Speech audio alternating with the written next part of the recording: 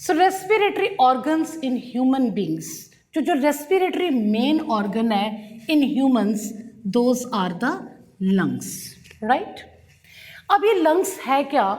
They are the two almost triangular muscular organs which are enclosed in the chest cavity. अब ये chest cavity क्या है? अब आप देखिए कि आपकी जो चेस्ट कैविटी है it is made up of ribs. ये जो पार्ट्स मैंने बनाए हैं ये क्योंकि यहाँ से रिब्स हमने हटा दी। हियर आई विल शो, ये जो आपकी रिब्स होती हैं, राइट, और ये रिब्स है आपकी। देन फ्रंट आपकी बोन जो होती है chest bone, that is a sternum. तो दोनों side ribs, there are 12 pairs, और बैक साइड रिब्स होते हैं विद अ वर्टिब्रल कॉलम। और नीचे से एक मस्कुलर शीट होती है, पूरी एक चेस्ट कैविटी बनती है, और इसके नीचे एक मस्कुलर शीट है which is known as diaphragm, which is known as diaphragm. तो ये एक कंप्लीट आपका एक चेस्ट कैविटी बन जाती है जिसके अंदर ये वाइटल आपके ऑर्गन्स लंग्स इनक्लोज है। यहीं पर हार्ट भी होता है। Here it is not, I am not showing it. So जब लंग्स चेस्ट कैविटी में इनक्लोज्ड है, इसके अलावा लंग्स के ऊपर एक प्रोटेक्टिव लेयर होती है, covering, and the covering of the lungs is known as two membrane structure, that is the pleura. Pleural membranes कह सकते हैं उसको, प्लूरल मेम्ब्रेन्स। और जब दो मेम्ब्रेन्स होंगी, दो मेम्ब्रेन्स के बीच में थोड़ी सी स्पेस होती है, that is known as pleural cavity, that is known as pleural cavity. और इस कैविटी के अंदर fluid, it is a fluid filled cavity and that it is known as the pleural fluid. और इसका काम क्या होता है? एक तो कवरिंग लंग्स को प्रोटेक्ट करती है, और उसके बाद जो ये जो प्लूरल फ्लूइड है it prevents the lungs against the mechanical shock, against the mechanical shock. तो आप कह सकते हो कि the pleural membranes, pleural fluid and the chest cavity, the rib cage, that helps the or that protects the lungs against any kind of injury या किसी भी तरह का mechanical shock. So this was all about how the lungs are placed. अब हम पढ़ते हैं कि respiratory tract होता क्या है, right? Inhalation और exhalation के बाद हम अब आ गए human being के respiratory tract पे। So this is the diagram of NCERT, very simple to draw। और इसमें जो organs हैं आपको सारे लाइन वाइज सारे ऑर्गन्स पता होने चाहिए। फर्स्ट इज द नॉस्ट्रिल्स, जिससे कि आप सांस लेते हो, right. The two holes in the nose, they are the nostrils. और जब एयर अंदर जाएगी, अंदर वाला जो ट्रैक्ट है, जब आप सांस लेते हो, यू कैन ब्रीथ इट, ये जो अंदर वाले these are known as the nasal chambers. और यहाँ से हवा होती हुई जाएगी, आपके गले में टच करती है। आप ज़रा ब्रीथ करके देखो, और गले में जहाँ पीछे हवा लग रही है, that portion is known as pharynx.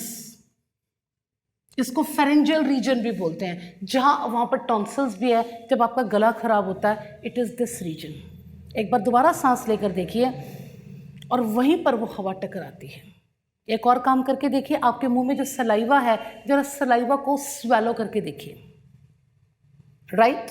उसी पॉइंट पे सलाइवा भी टच होता है, और उसी पॉइंट पे जब आप ब्रीद करते हो, breathe in, that is inhalation, हवा भी यहाँ टच होती है। This region is the pharynx, right.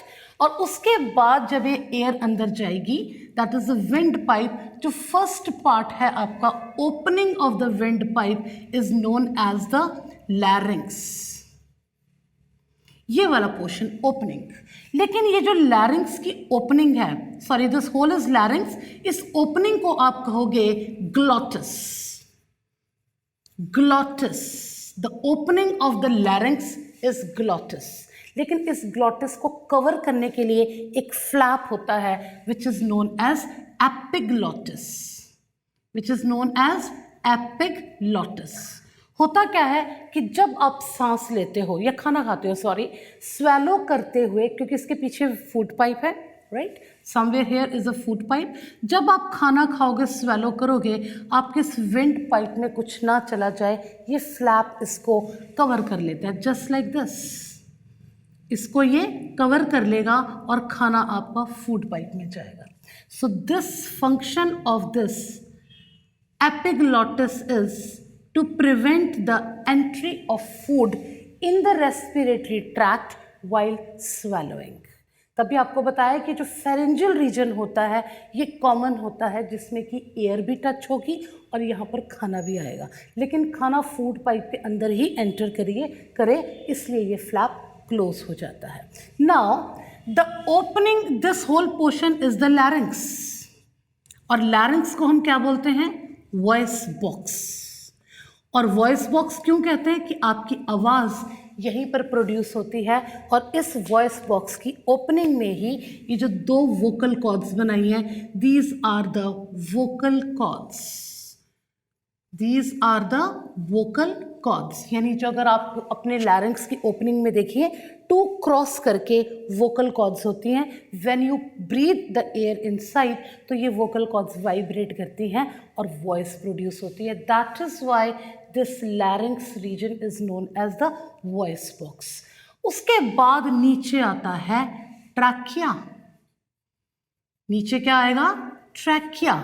And trachea is also known as the wind pipe, right. और इस ट्रैकिया में जो खास बात होती है, it is provided with cartilaginous ring like structures. अपने गले को टच कीजिए और यहाँ पर फील कीजिए, ये रिंग्स हैं, कार्टिलेजिनस रिंग्स. आपने अपने वॉशिंग मशीन में देखा होगा वो जो पाइप है जिसको आप ह्यूज पाइप कहते हो, ह्यूज, उसमें भी चूड़ियाँ सी बनी होती है. It is not a plain pipe like. Why? क्योंकि जब पानी उसमें से निकलेगा, तो जब पानी नहीं है, एयर उसको कोलैप्स ना कर ले. क्योंकि अगर आपकी विंड पाइप सांस लेते हुए और सांस बाहर निकालते हुए विंड पाइप में अगर ये कार्टिलेजिनस रिंग्स ना हो, तो ये हो सकता है कोलैप्स कर जाए. और सांस लेना is a very vital life process, और सांस रुक ना जाए. Nature has provided this trachea with cartilaginous ring. ये इंपॉर्टेंट क्वेश्चन आता है कि why trachea is provided with cartilaginous ring. Simple एक लाइन में आंसर है, to prevent the collapsing of the wind pipe when there is no air. That's it. तो ये cartilaginous ring उसको प्रॉपर ओपन पोजिशन में रखते हैं. सो इसमें आपको ट्रैकिया का रोल भी पता लग गया, राइट. एंड दिस ट्रैकिया यहाँ नीचे आके जस्ट आउटसाइड द लंग्स ये दो पार्ट्स में डिवाइड हो जाता है. जैसे ये दो पार्ट्स में डिवाइड हो जाता है, तो इसका divided portion is known as the bronchus. Singular आपका है ब्रोंकस और प्लूरल इज ब्रोंकाई. यहीं पर मैं लिख देती हूँ, प्लूरल इज ब्रोंकाई, राइट. तो ये जो दो ब्रोंकाई है, each bronchus enters into left and right lung. तो ये जो ये ट्रायंगुलर ऑर्गन्स हैं, मस्कुलर ऑर्गन्स, यानी this bronchi opens into the lungs. और लंग्स आपके क्या हैं? These are the respiratory organ. ये आपका लेफ्ट लंग है and this is the right lung. अब ये जो ट्रैकिया है अंदर जाके बिल्कुल किसी अंगूर के गुच्छे की तरह डिवाइड एंड रीडिवाइड और रीडिवाइड होता है. So this bronchus divides and redivides into very small branches known as the bronchioles. ये देखो फाइनली छोटी छोटी बन जाती हैं और इसको हम कहेंगे bronchioles, राइट. बिल्कुल अंगूर के गुच्छे की तरह एक ब्रोंकस दो में डिवाइड हो गया. हर ब्रोंकाई, ये देखिए, हर ब्रोंकस दो में डिवाइड होके फर्दर आगे दो में, आगे दो दो दो दो रीब्रांच होके एक पूरा बंच बन जाता है. और फाइनली हर bronchiole opens into a very small sac like structure. और हर छोटे सैक लाइक स्ट्रक्चर को हम बोलते हैं alveoli. Singular is alveolus and plural is alveoli. और इस एल्वियोलाई की वजह से इस लंग्स का जो सरफेस एरिया है इट इज गेट्स मैक्सिमाइज्ड. और एक लंग में मिलियंस ऑफ एल्वियोलाई होते हैं. और एक्चुअली जो साइट ऑफ गैसियस एक्सचेंज है दैट इज द एल्वियोलाई. अब लेट्स क्विकली रिव्यू इट कि इस रेस्पिरेटरी ट्रैक्ट की वर्किंग कैसे है. सबसे पहले the air enters the nostrils यानी inhalation. When air is entering the nostrils, तो वो नॉस्ट्रल के अंदर जब वो नेज़ल चेम्बर में जाता है तो आपके जो नेज़ल चेम्बर है, nasal chamber is lined with, it is lined with hair, very fine hair, और उसके बाद उसमें जो सिक्रीशन होती है दैट इज़ द म्यूकस। तो इन हेयर का और म्यूकस का फंक्शन क्या होता है? Air enters the nasal chamber, it becomes moist, यानी गीली हो जाती है, dry air becomes moist with the help of mucus, और हेयर क्या करता है? सारे डस्ट पार्टिकल्स को फिल्टर कर देता है, सारे डस्ट पार्टिकल्स को फिल्टर कर देता है, राइट। और एक और काम होता है यहाँ पर, एयर गेट्स वार्म ऑल्सो। तो 3 काम होते हैं आपके नॉस्ट्रिल में, एयर गेट्स फिल्टर्ड, सारे डस्ट पार्टिकल्स ट्रैप हो जाते हैं, एक तो बाल जो हेयर है वो फिल्टर करेंगे, प्लस म्यूकस वो सारी डस्ट को ट्रैप कर देता है, और उसके बाद एयर को मॉइस्ट भी करता है। सो air becomes warm, moist and filtered in the nasal chamber, और आपके लंग्स में जाने के लिए एयर अब तैयार है।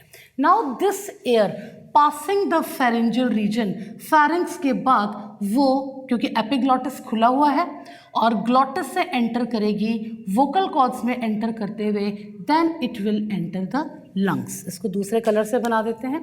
Then it will enter the from the trachea to the bronchi, finally the bronchioles, और उसके बाद वो हर एक एल्वियोलाई में एंटर कर जाती है। This is how this respiratory tract is. और आपको क्या पता होना चाहिए? Number 1 it is the nostrils, number 2 nasal chamber, number 3 pharynx, then larynx, then trachea, then bronchi, then bronchioles, and finally the alveoli. So this is all about the respiratory tract.